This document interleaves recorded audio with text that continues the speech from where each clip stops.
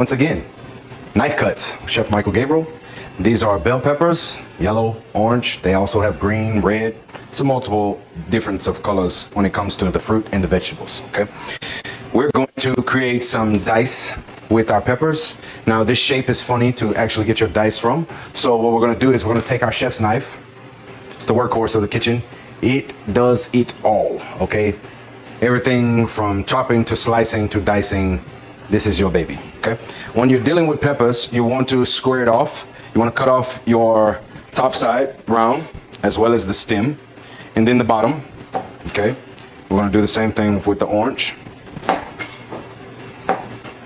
That's going to expose both sides and the seeds as well. What you're going to do then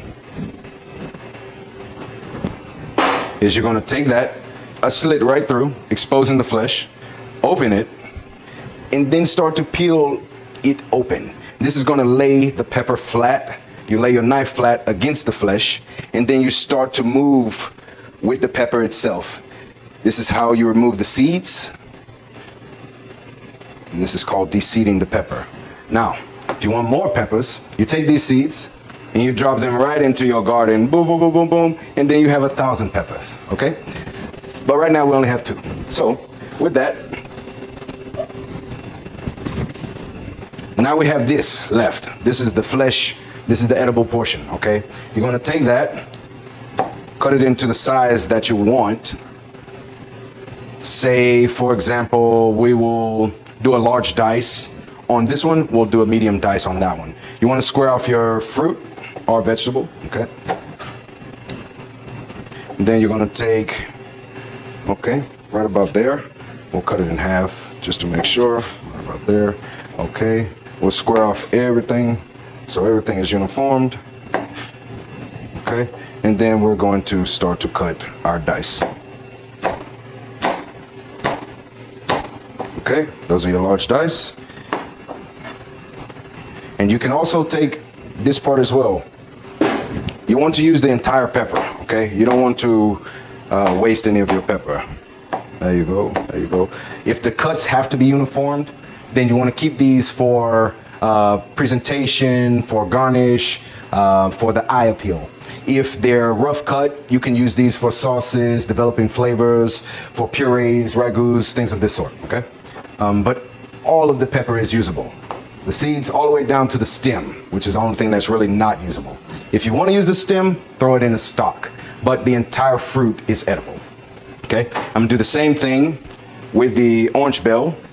Lay it flat, peel it back to expose the flesh, slide my knife along the flesh's bottom. Be careful not to cut yourself, safety first.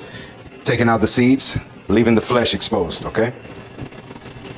Once I'm done with that, again, I'm gonna square off. Now I'm going to create a medium dice.